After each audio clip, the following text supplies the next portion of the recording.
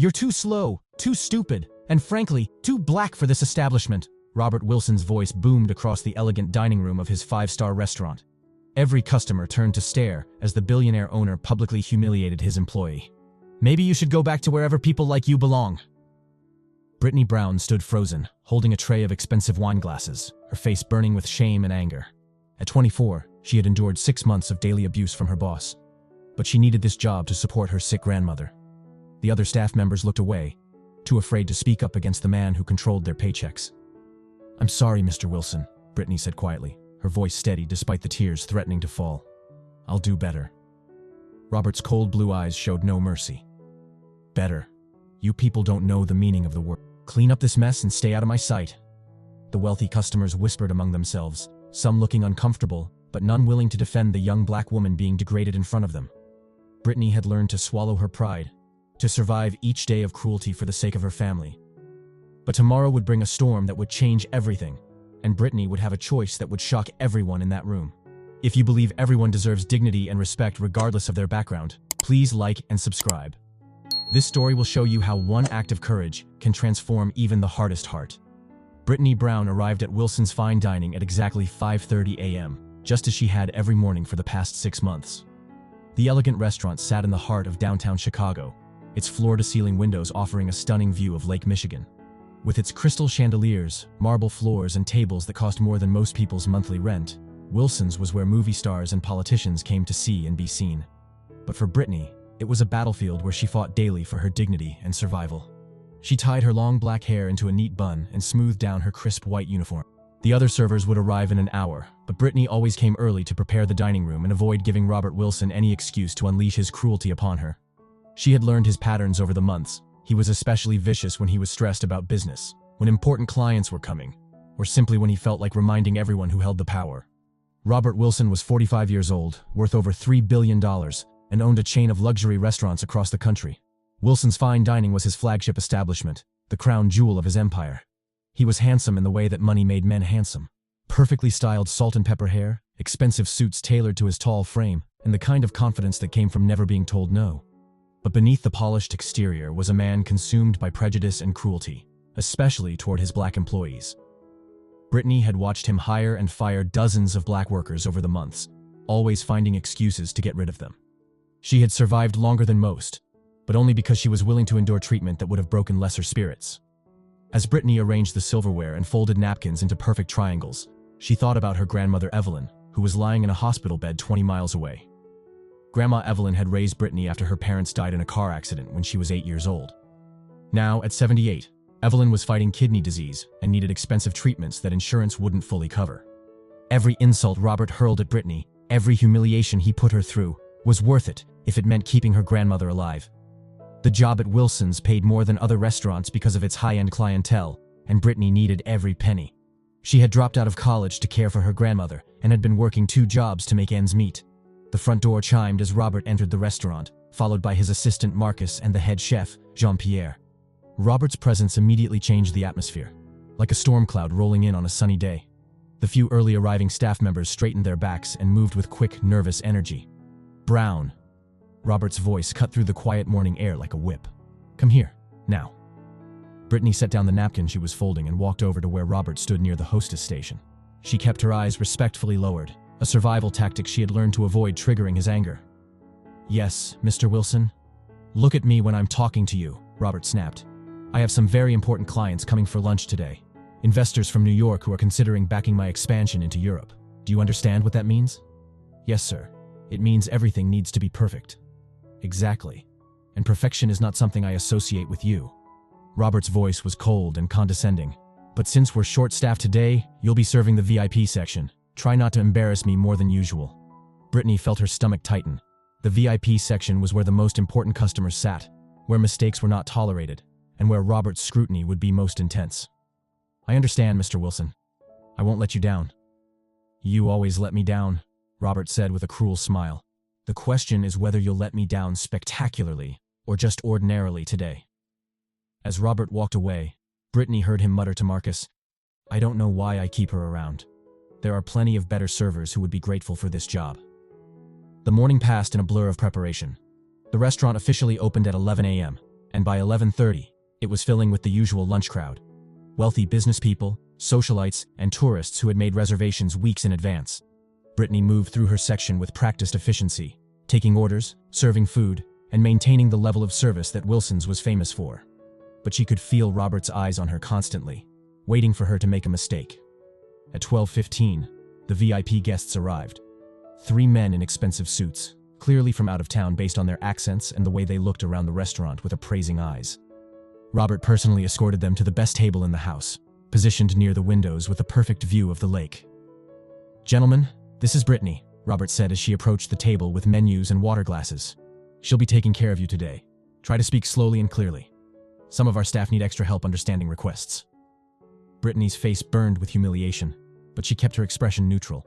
The 3 men looked uncomfortable with Robert's comment, exchanging glances that suggested they found his behavior inappropriate.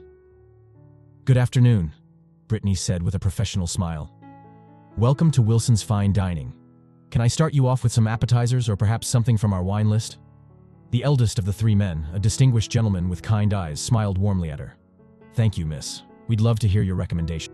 As Brittany expertly described the menu items, suggesting wine pairings and explaining the chef's specialties, the investors were clearly impressed by her knowledge and professionalism.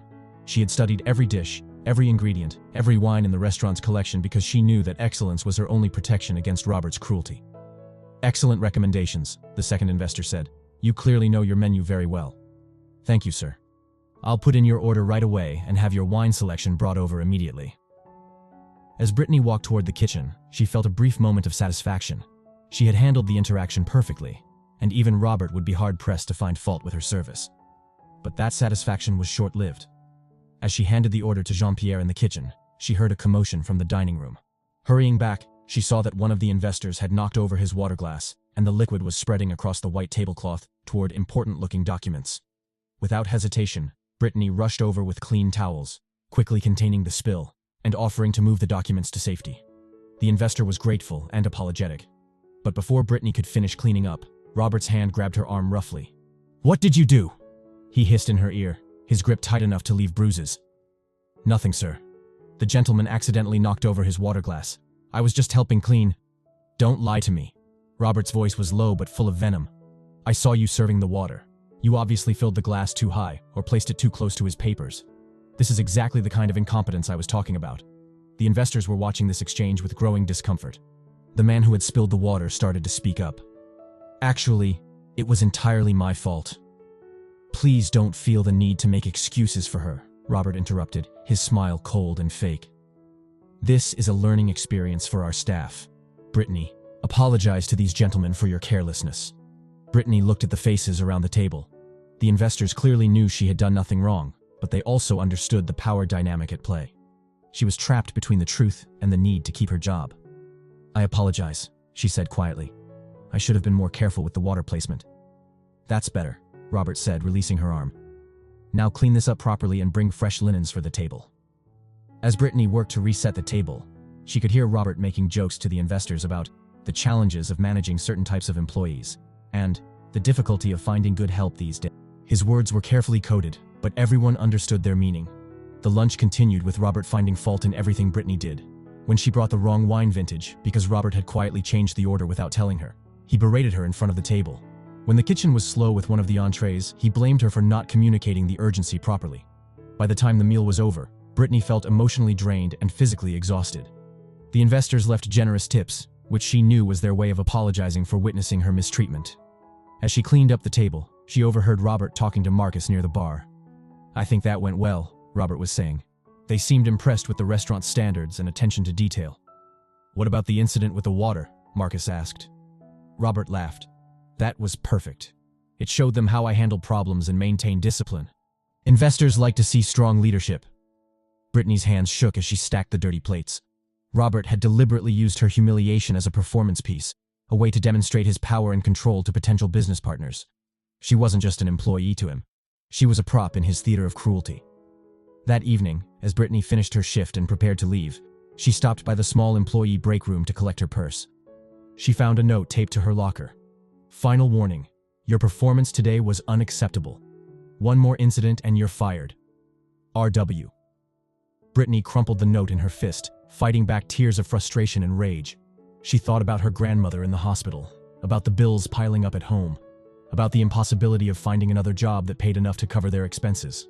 As she walked to the bus stop in the cold Chicago evening, Brittany didn't know that tomorrow would bring a storm that would change everything. She didn't know that Robert Wilson's 7-year-old daughter Hannah would go missing, or that she would face a choice that would test everything she believed about forgiveness and courage. All she knew was that she had survived another day in hell, and tomorrow she would have to do it all over again. The next morning brought dark clouds and the promise of severe weather. Brittany could see the storm approaching through the restaurant's large windows as she prepared for another day of service. The weather forecast had warned of thunderstorms, heavy rain, and possible flooding throughout the Chicago area. Despite the threatening sky, Wilson's fine dining was busier than usual. Robert had scheduled an important business meeting with potential investors for his European expansion, and several high-profile clients had reservations. The staff moved with extra urgency, knowing that Robert's mood would be particularly volatile with so much at stake. "Brown," Robert's voice echoed across the dining room as Brittany finished setting up her section. "My office. Now." Brittany's stomach dropped. A private meeting with Robert in his office was never good news. She walked through the restaurant's elegant hallways to the back office, where Robert sat behind his massive mahogany desk, surrounded by awards, photos with celebrities, and symbols of his success. "Sit down," Robert commanded without looking up from his paperwork.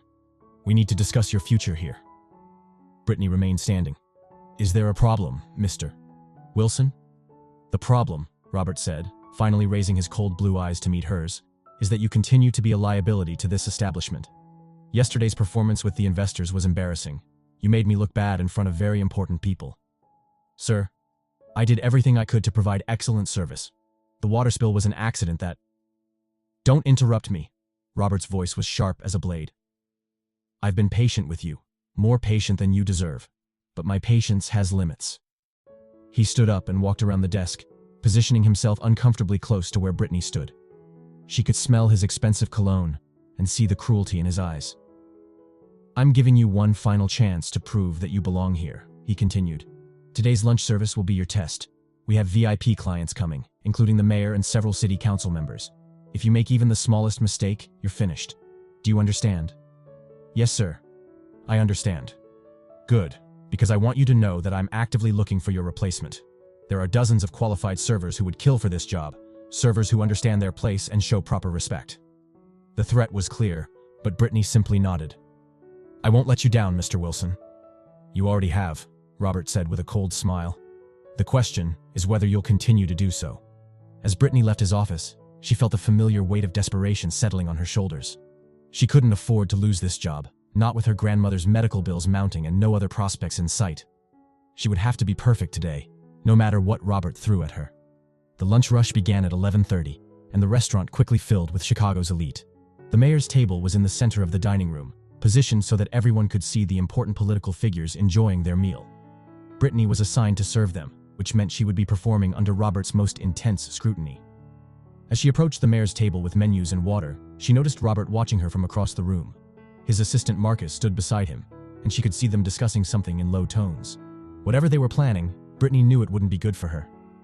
"Good afternoon, Your Honor," Brittany said with a professional smile. "Welcome to Wilson's Fine Dining. I'm Brittany, and I'll be taking care of your table today." The mayor, a friendly man in his 60s, smiled warmly at her. "Thank you, Brittany. We've heard wonderful things about this restaurant." As Brittany took their orders and explained the chef's specials, she felt a brief moment of pride in her work. She knew the menu inside and out, could recommend wine pairings, and had learned to anticipate her customers' needs. Despite Robert's constant criticism, she was genuinely good at her job. But as she walked toward the kitchen to place the order, she heard the first rumble of thunder outside. The storm was getting closer, and with it, an event that would change everything. At 1:15 p.m., as Brittany was serving dessert to the mayor's table, Robert's phone rang. She watched his face change as he answered the call, his usual arrogant expression giving way to something she had never seen before. Panic. "What do you mean she's missing?" Robert's voice carried across the restaurant, causing several diners to look up from their meals. "How long has she been gone?" Brittany continued serving dessert, but she couldn't help overhearing the conversation. Robert was talking to someone about his 7-year-old daughter Hannah, who apparently hadn't returned home from school. "I don't care about the storm," Robert was saying, his voice rising. "Find her. Call the police. Call everyone. I want every available person looking for my daughter." The rain had started falling heavily outside, turning the streets into rivers and making visibility poor. Lightning flashed across the sky, followed by booming thunder that shook the restaurant's windows. Within minutes, Robert's composed facade completely crumbled. The billionaire who ruled his restaurant empire with an iron fist was reduced to a frightened father, pacing back and forth while barking orders into his phone. "Marcus, cancel everything," Robert said to his assistant. "Cancel the meetings, cancel the reservations. I need to find Hannah." As Robert prepared to leave the restaurant, the police arrived. 2 officers in rain-soaked uniforms entered the dining room, water dripping from their coats onto the expensive marble floor. "Mr. Wilson," the senior officer said, "I'm Detective Rodriguez. We understand your daughter is missing." "She should have been home from school an hour ago," Robert said, his voice strained with worry. "Her babysitter called when Hannah didn't show up. This isn't like her. She always comes straight home." "Can you tell us what route she normally takes?" Detective Rodriguez asked, pulling out a notepad. "She walks through Millennium Park and then down State Street. It's only 6 blocks, but with this weather..." Robert's voice trailed off as another flash of lightning illuminated the storm outside. Brittany continued working, clearing tables and serving customers, but her attention was drawn to the conversation between Robert and the police. Despite everything Robert had put her through, despite the daily humiliation and cruelty, she found herself feeling sympathy for his obvious distress. "We've already started searching the area," Detective Rodriguez was saying. "But the storm is making it difficult. We've had to pull some of our units back for safety reasons." "Safety reasons?" Robert's voice was incredulous. "My daughter is out there somewhere, and you're worried about safety?" "Mr. Wilson, I understand your concern, but we can't risk our officers' lives in this weather. Lightning strikes, flooding, downed power lines. It's too dangerous for a full search right now." "Then I'll search myself," Robert said, grabbing his coat. "I'm not going to sit here while my daughter is missing." "Sir, I strongly advise against that. The conditions outside are..." "I don't care about the conditions," Robert shouted, his composure completely gone. "That's my little girl out there." As Robert headed toward the door, Brittany made a decision that surprised even herself. She set down the tray she was carrying and approached him. "Mr. Wilson," she said quietly, "I know the area where Hannah might be. I grew up in this neighborhood, and I know places where a child might take shelter from the storm." Robert turned to look at her, his eyes red with worry and frustration. For the first time since she had known him, he looked at her not with contempt or anger, but with desperate hope. "You know the area?" "Yes, sir. There are several places between the school and your building where children like to play or hide. Places that adults might not think to look." Detective Rodriguez stepped forward. "Ma'am, we appreciate your willingness to help, but civilian involvement in the search could be dangerous." "More dangerous than a 7-year-old girl being lost in this storm?" Brittany asked, looking directly at Robert. "I know every alley, every building, every hiding spot in a 10-block radius. I could check places that might not be on your search grid." Robert stared at her for a long moment, clearly struggling with the irony of needing help from the woman he had spent months humiliating. Pride warred with desperation in his eyes, and desperation won. "Fine," he said finally, "but I'm coming with you." "Sir, that's not advisable," Detective Rodriguez protested. "The weather conditions..." "I don't care about the weather," Robert said firmly. "That's my daughter out there, and I'm going to find her."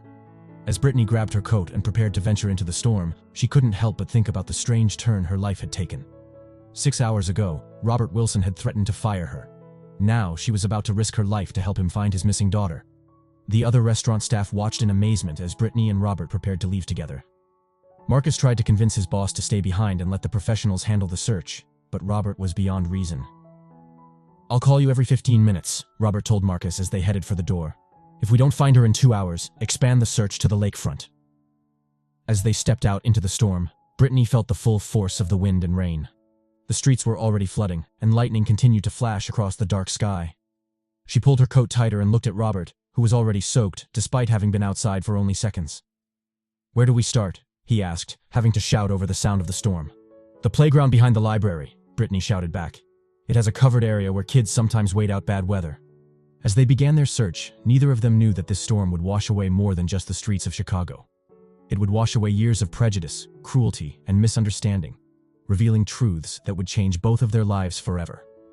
The rain hit them like a wall of water the moment they stepped outside Wilson's fine dining. Within seconds, both Brittany and Robert were soaked to the skin, their clothes clinging to their bodies as they struggled against the wind. The storm had transformed the familiar streets of downtown Chicago into an alien landscape of rushing water and swirling debris. "This way!"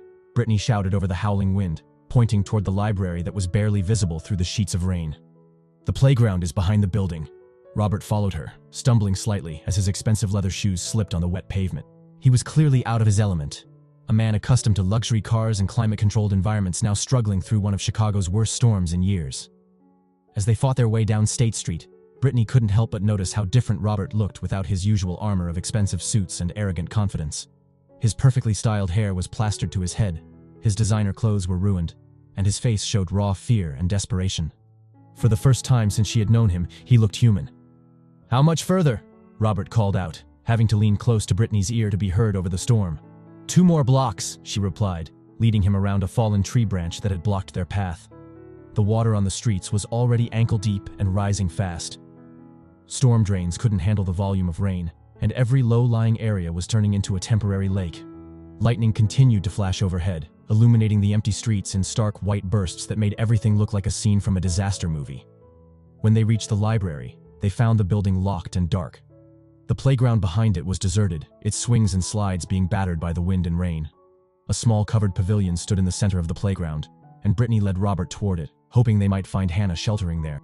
But the pavilion was empty except for scattered leaves and debris blown in by the storm. "She's not here," Robert said, his voice breaking with disappointment and fear. "Where else could she be?" Brittany wiped rain from her eyes and tried to think. She remembered being 7 years old herself, walking these same streets after school, and where she might have gone if caught in a sudden storm. "The old church on Madison Street," she said. "It's always unlocked during the day, and kids sometimes go there to get out of the rain. It would be on her route home." They made their way through the increasingly dangerous streets, dodging falling branches and navigating around flooded intersections. Robert's expensive watch was probably ruined, his Italian leather shoes were destroyed, and his perfectly manicured appearance was completely gone. But none of that seemed to matter to him now. All that mattered was finding his daughter. As they walked, Brittany found herself seeing Robert in a completely different light. The cruel, arrogant man who had made her life miserable for 6 months had been replaced by a terrified father who would do anything to protect his child. She began to understand that his cruelty might have come from a place of deep insecurity and fear, though that didn't excuse his behavior. "Tell me about Hannah," Brittany said as they struggled against the wind. "What's she like?" Robert looked surprised by the question, as if he hadn't expected personal conversation from the woman he had spent months humiliating. She's everything to me," he said, his voice soft despite having to speak loudly over the storm. "Smart, funny, brave. Too brave sometimes. Her mother died when she was 3, and it's just been the 2 of us ever since." Brittany felt a pang of sympathy. She knew what it was like to lose a parent young, and she could imagine how protective Robert must feel toward his daughter. "She sounds wonderful." "She is," Robert continued, and for a moment his face softened with love and pride. "She wants to be a veterinarian when she grows up. She's always bringing home stray cats and injured birds. I keep telling her we can't save every animal in Chicago, but she never gives up trying." They reached the old church on Madison Street, a beautiful stone building that had stood for over a century. The heavy wooden doors were indeed unlocked, and they pushed inside, grateful to escape the wind and rain for a moment. "Hannah," Robert called out, his voice echoing in the empty nave. "Hannah, are you here?" They searched every pew, every corner, every possible hiding place, but the church was empty. Robert's shoulders sagged with disappointment, and Brittany could see him struggling not to break down completely. "We'll find her," Brittany said firmly. "There are other places she could be." "You don't understand," Robert said, sinking into one of the wooden pews. "She's all I have. If something happens to her—" His voice trailed off, unable to complete the thought. Brittany sat down beside him, temporarily setting aside months of mistreatment in the face of his genuine anguish. "Mr. Wilson, Hannah is smart and resourceful. She knows these streets and she knows how to take care of herself. We just need to think like a 7-year-old. Robert looked at her with something approaching gratitude. "Why are you helping me?" he asked quietly. "After everything I've done to you, after the way I've treated you, why would you risk yourself for my daughter?" The question hung in the air between them, heavy with the weight of months of cruelty and humiliation.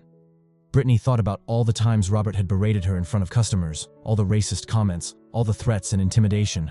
She had every reason to leave him to search alone, to let him face this crisis without her help. "Because that's not who I am," she said finally. "My grandmother taught me that how we treat people in their worst moments shows who we really are inside. And right now, you're just a scared father looking for his little girl." Robert stared at her for a long moment, and she could see something changing in his eyes. Not redemption, That would take much more than a single conversation, but perhaps the beginning of recognition that he had been wrong about her. "I need to tell you something," Robert said slowly. "The way I've treated you, it's not because you did anything wrong. You're actually one of the best servers I've ever had. Your knowledge of the menu, your professionalism, your ability to handle difficult customers, it's all excellent." Brittany felt a mixture of vindication and sadness. "Then why?" Robert was quiet for a moment, struggling with emotions he had never examined before. "Because I was afraid," he admitted. "Afraid that if I treated you with the respect you deserved, other people would think I was weak. Afraid that showing kindness to someone who looked like you would somehow diminish me in the eyes of my wealthy clients." "That's not fear," Brittany said quietly. "That's racism." The word hung between them like a slap. Robert flinched as if she had physically struck him, but he didn't deny it. "You're right," he said after a long pause. "It is racism, and I hate that about myself. I hate that I've become the kind of person my daughter would be ashamed of." Before Brittany could respond, a flash of lightning illuminated the church's stained glass windows, followed immediately by a deafening crack of thunder. The storm was getting worse, and they needed to continue their search. "The community center on Oak Street," Brittany said, standing up. "It has after-school programs. Hannah might have gone there when the storm started." They left the church and plunged back into the storm, which had intensified while they were inside. The wind was now strong enough to knock a person down, and the flooding had reached their knees in some areas. Tree branches and debris swirled through the air, making every step dangerous. As they struggled toward the community center, Brittany found herself thinking about Robert's confession. She didn't forgive him. Forgiveness would have to be earned over time through changed behavior, not just words. But she could see that he was capable of recognizing his own failures, which was more than many people ever managed. The community center was dark when they arrived, its windows boarded up, and a sign on the door indicating it was closed due to the storm. But as they approached the building, Brittany noticed something that made her heart race with hope. "Look," she said, pointing to a small basement window that was slightly open. "Someone's been here recently. The window's been opened from the inside." Robert knelt down by the window, peering into the dark basement. "Hannah," he called. "Hannah, are you down there?" For a moment, there was only the sound of the storm. Then faintly, they heard a small voice calling back. "Daddy, is that really you?" Robert's face transformed with relief and joy. "Hannah, yes, it's Daddy. Are you okay, sweetheart?" "I'm scared, Daddy. The water's coming in, and I can't get the door open." Brittany quickly assessed the situation. The basement window was too small for Robert to fit through, but she was smaller and more agile. Without hesitation, she began removing her coat. "I can get down there," she told Robert, "but you need to call for help. If the basement is flooding, we'll need the fire department to get her out safely." Robert was already pulling out his phone, but his hands were shaking so badly he could barely dial. "The water," he said, looking at the basement window with growing panic. "If it's rising, I'll get to her," Brittany promised. "I won't let anything happen to Hannah." As she prepared to lower herself through the narrow window into the dark, flooding basement, Brittany realized that this moment would define both of their lives. In the next few minutes, she would either save the daughter of the man who had tormented her or risk her own life trying. Either way, nothing would ever be the same again. Brittany squeezed through the narrow basement window, dropping down into the cold, dark space below.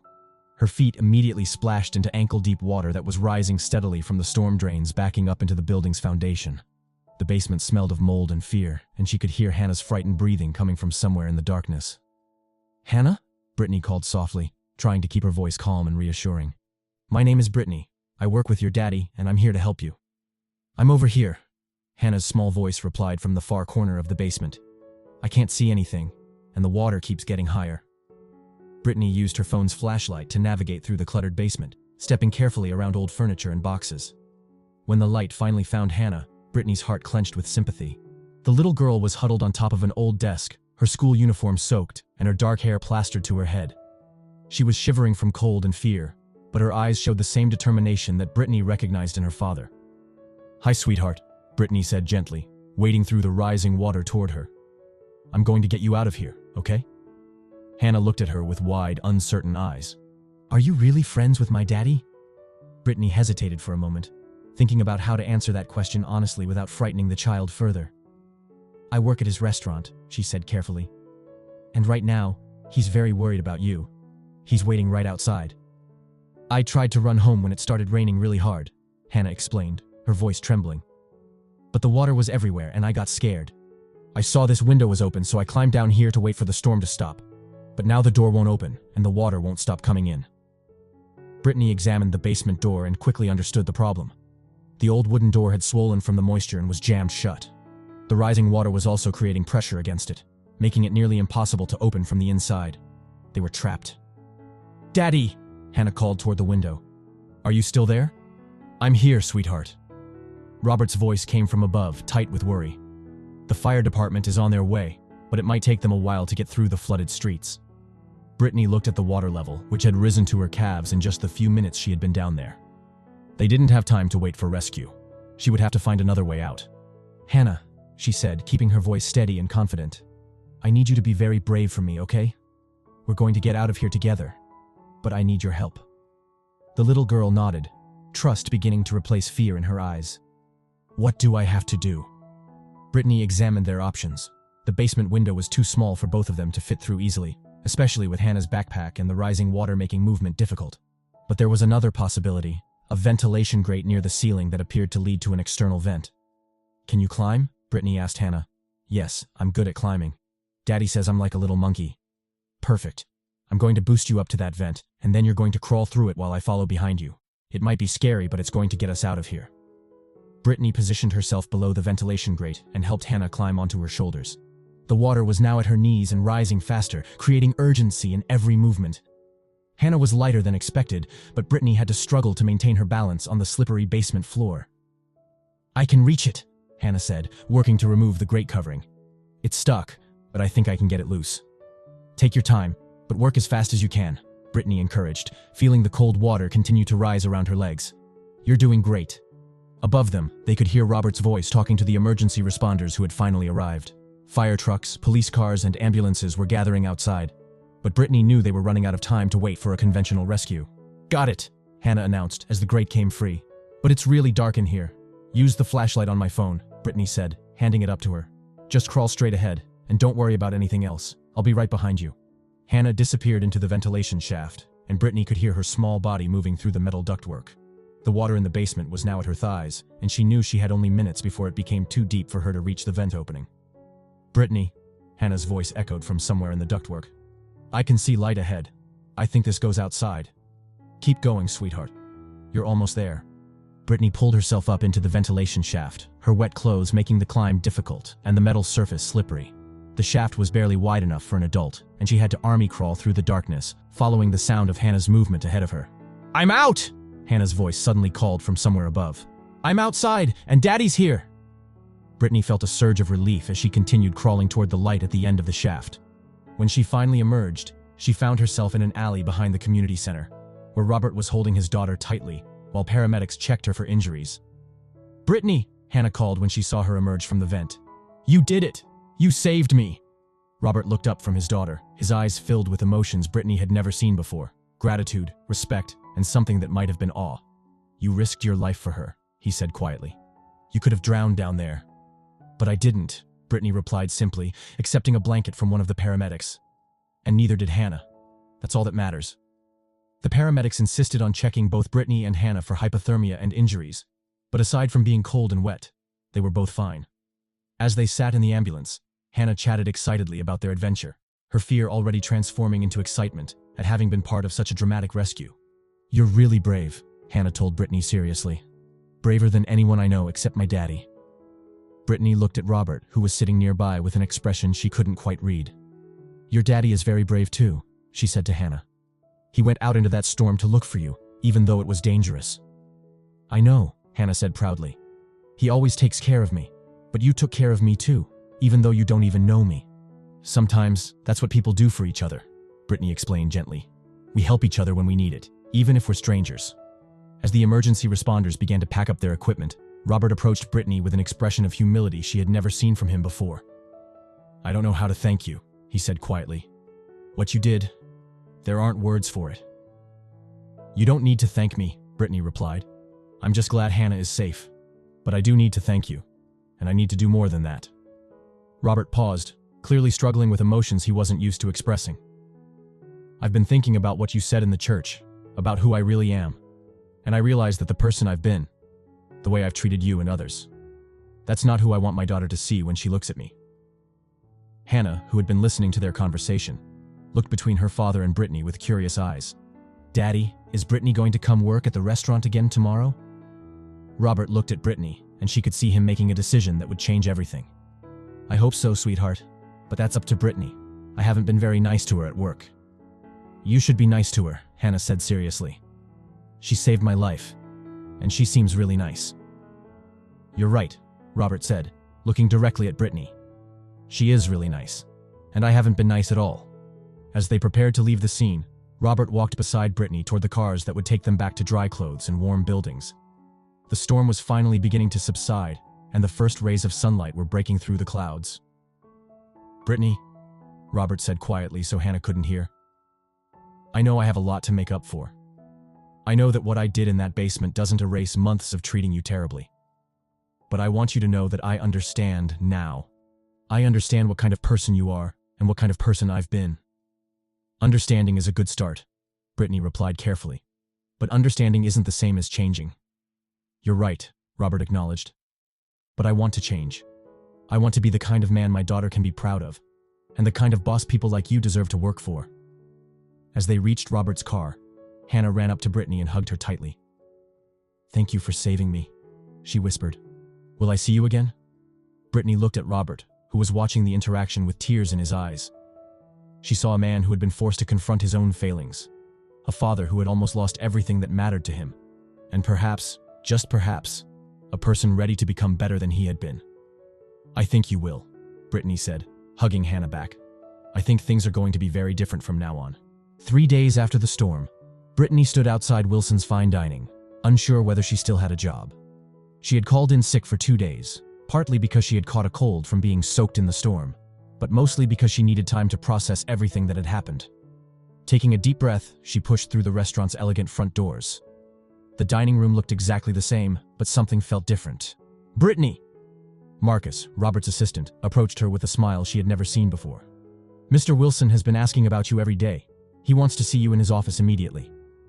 Brittany made her way to Robert's office, her stomach tight with anxiety. When she knocked and entered, she found Robert standing up from his desk, something he had never done before. "Brittany," he said, his voice lacking its usual commanding tone. "Please, sit down. How are you feeling?" "I'm fine, thank you," she replied cautiously. "You wanted to see me?" Robert sat back down and looked at her directly. "I wanted to talk to you about what happened during the storm, about what you did for Hannah, and about who I've been as your employer." He reached into his desk drawer and pulled out a colorful drawing. "Hannah wanted me to give you this." Brittany took the drawing and felt her heart warm. It showed 2 stick figures holding hands under a rainbow, with "Brittany, my hero" written in crayon at the top. "She's a special little girl," Brittany said softly. "She is, and she has excellent judgment about people. She saw something in you that I was too blind and too prejudiced to see." The word "prejudiced" hung in the air between them. "Brittany," Robert continued, his voice becoming emotional, "I owe you an apology that goes far beyond what happened in the storm. For 6 months, I treated you with cruelty and disrespect that you never deserved. I humiliated you in front of customers and made your work environment hostile because of my own prejudices and insecurities." Brittany listened without interrupting, watching Robert struggle with emotions he clearly wasn't used to expressing. "I told myself I was maintaining standards, but the truth is that I was acting out of racism, pure and simple. I treated you badly because you were black, and I was afraid that treating you with respect would somehow diminish me." "Why are you telling me this?" Brittany asked quietly. "Because when I watched you risk your life to save my daughter, the daughter of a man who had spent months making your life miserable, I realized what kind of person you really are. And I realized what kind of person I had become." Robert's voice cracked slightly. "You could have walked away, but instead, you showed more courage and integrity in one afternoon than I've shown in years." Robert stood up and walked to the window. "I'm setting up a scholarship fund in your name for students from underserved communities. It will start with $1 million, but more importantly, I want to offer you a different position here." Brittany's eyes widened in shock. "I want you to become our customer relations manager. You would oversee the front-of-house staff and work directly with me to improve our service standards.